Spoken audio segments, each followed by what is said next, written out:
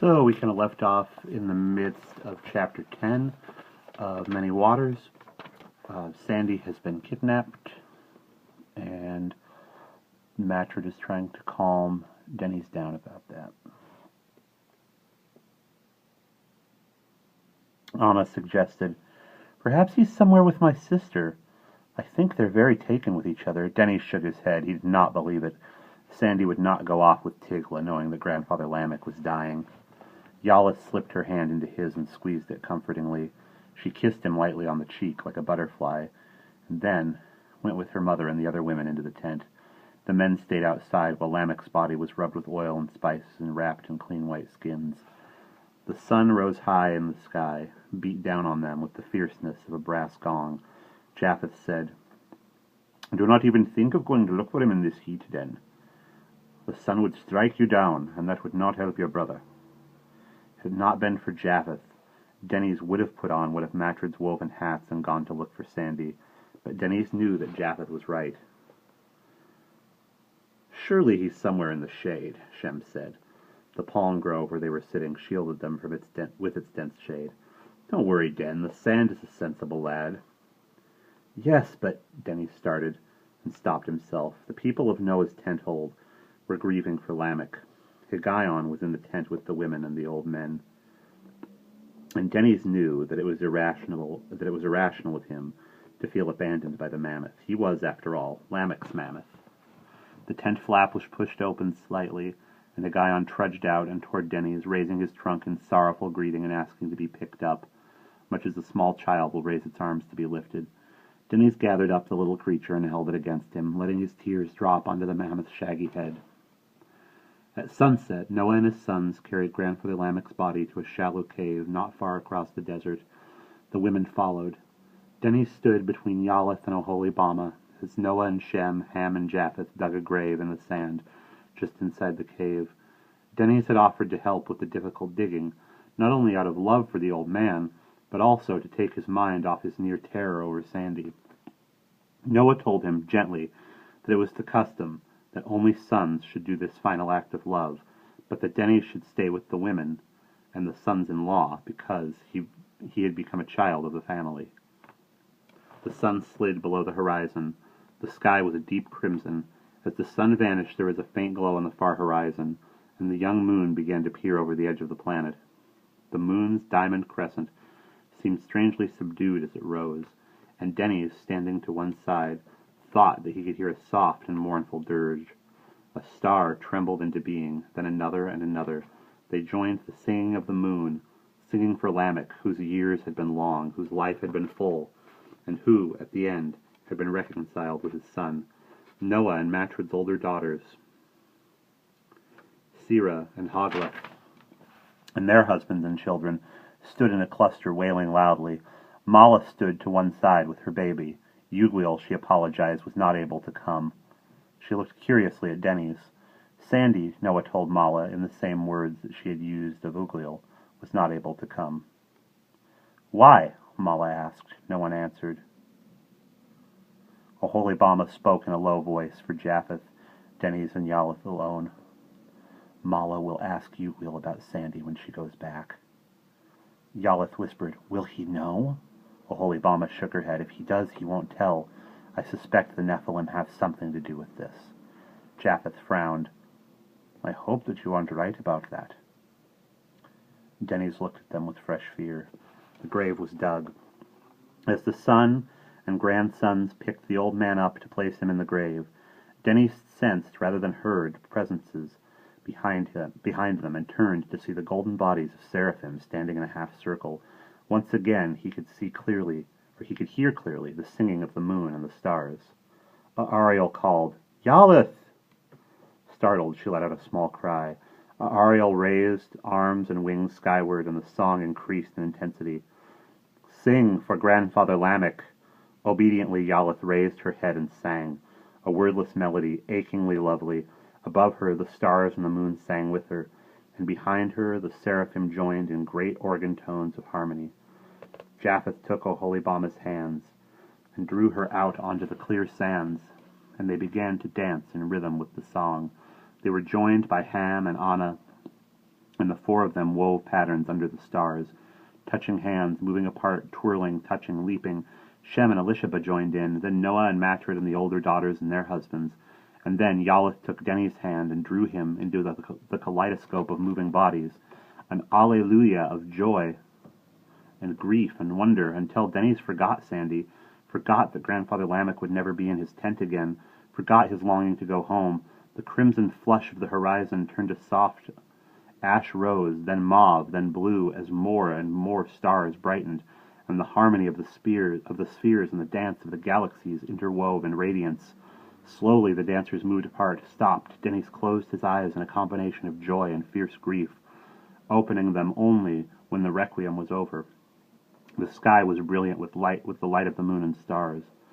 The seraphim were gone. Yalith stood behind him, tears streaming down her cheeks. Noah and his sons tamped down the earth over Grandfather Lamech's grave. Sandy opened his eyes and could see nothing. His limbs felt numb. Whatever had pricked him had temporarily paralyzed him. There was a strange tingling in his limbs as feeling began to return. He knew about the tiny darts that Japheth and Yalith and some of the others in Noah's tent hole used, and guessed something similar had been used on him. Why? He smelled goat urine and sweat. As his eyes adjusted to the darkness, he could see that he was in a small tent. The smoke hole was covered so that very little light came through. It was a much smaller tent than Noah's or Grandfather Lamech's. He tried to move his arms and found that his hands were tied, bound firmly with thong. So were his feet. As sensation returned to him, he wriggled around and finally managed to sit up, his back against the rough skins of the tent, his bound hands in front of him. He raised them and tried to bite the thongs. The taste made him gag. The thongs had been wound about his wrists so many times that it was futile to try to chew through them. Nor could he find a knot to try to bite. He stopped his useless reflexive efforts and tried to think. He had been kidnapped on his way from Noah's tent to Lamech's. Why? When terrorists hijacked a plane, they wanted something. What use would he be to anybody as a hostage? This was a world still without money, without political prisoners, as far as he knew, and nobody held anything against Lamech or Noah. So why? His stomach growled. How long had the poisoned dart kept him asleep? What time was it? He could not see even a line of light to indicate where the tent flap was. The light from the covered smoke hole was so faint that it might even have come from stars. There had to be a tent flap. He wriggled around so that his feet touched the tent wall and kept wriggling, feeling with his toes. Wriggled until he was exhausted and had found no way out. Rested, wriggled again. Again, at last his feet felt a line of roughness. He pushed, and the flap moved slightly, enough so he could tell it was indeed night outside. Stars. A single palm tree silhouetted against them. He had no idea where he was, or even if he was still on his own oasis. Worn out from his efforts, he fell asleep. His head just out of the tent, sunlight blazing against his lids, woke him, and he managed to slither back into the tent and sat leaning against the taut skins by the entrance. His stomach made loud, hungry noises. What wouldn't he give for a mess of Grandfather Lamech's pottage? Grandfather. When he got out of this tent and back where he belonged, there would no longer be the tiny, shriveled old man tending the hearth fire. Come on, Sandy, he's old. 777 years, and Noah was pushing 600 years old. It didn't make any sense, except he believed them. And after the flood, people weren't going to live that long. At least, he thought that was how it was going to be. Twin! It was a girl's soft voice. His heart leaped. Yalith. Smell followed sound. Not Yalith. Tigla. Twin! She repeated. Hello, Tigla. He did not sound welcoming. He remembered what Denny's had told him about the people in Tigla's tent. So it was they who were the terrorists. Terrorism was not just a 20th century phenomenon. It was evidently part of human nature, and it didn't get wiped out by the flood. There seemed less and less point to the flood. You recognize my voice, she chortled. No, your smell, you slut, he wanted to say. She pushed in through the flap and pegged it back to let in the light. She had taken unusual pains with her hair so that it glistened brightly. Her loincloth was of white goat skin. Denny's, she was tentative. Sandy. Oh, I'm so glad it's you. Denny's doesn't seem to like me, and I think you do, don't you? Why would I like anybody who's kidnapped me and tied me up and starved me? But I didn't do that. You obviously knew about it. But I didn't do it. My father and brother did. I wouldn't hurt you for anything. But you don't mind if your father or brother hurt me? Oh, beloved Sand, I can't stop them. I've come to bring you food and comfort, he sniffed. There was a nourishing smell of stew beyond the odor of the tent, as well of Tigla's perfumed and unwashed body. If they'd already used some kind of poison dart on him, was it safe to eat the stew? Tigla said, I made it myself, so I know it's all right. And it's good, too. I can't eat with my hands tied up. She paused, appeared to be thinking. I'll feed you! Her dimples came and went with her lavish smile. No, I'm not a baby. Untie my hands.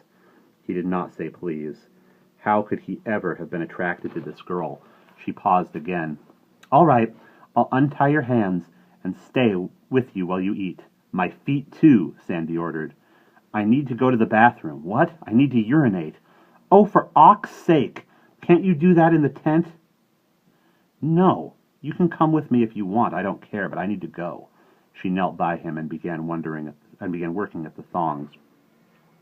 First on the wrists, then his ankles. When he was freed, he stood up, feeling very wobbly. This tent was not nearly as high as Grandfather Lamech's or Noah's, and he bumped his head on the roof skins. He took his hands and rubbed his wrists where the thongs had chafed him. Let's go, he said. Where? I told you, I need to relieve myself. Come along, then. She pulled him out of the tent into a small grassy hummock a few feet away. There was no grove to provide privacy or a modicum of sanitation. Go ahead. Turn around. You'll run away. He looked about. He did not recognize the part of the oasis where the solitary tent was. A few yards away were some palms and a rocky field dotted with black and white goats grazing under the high brassy sky. He had no idea in which direction to go. I won't run. Turn around. Promise? I promise. He suspected that his promise meant more than would Tigla's. When he was through, he said, All right. She whirled around and caught his hand again. Now come and have some of my good goat meat stew. They ducked back into the tent, and she brought him a wooden bowl full of meat and vegetables. He had learned to eat with his fingers, if not as delicately as Yalith, at least tidily enough that he did not slop food on himself. Tigla's concoction was not bad. The goat meat was a little strong, but she had cooked it until it was tender. When he finished cleaning the bowl with his fingers, he felt better. I'll have to tie you up again, Tigla apologized. They won't like it that I let you loose at all. Who are they? Oh, the men of my father's tent. What's it all about? What? Kidnapping me, keeping me tied in this stinking tent, she shrugged and giggled. How would I know? They're always up to things, and you're not? I'm only a girl, she was full of righteous indignation. I like you. Why would I want to tie you up? Then don't. She had the thongs in her hands. But I have to. Why? They'd be furious. They'd hit me. They might kill me. Would they? He wasn't sure, but he understood Denny's refusal to have anything to do with Tigla. Never again. And we'll pause there.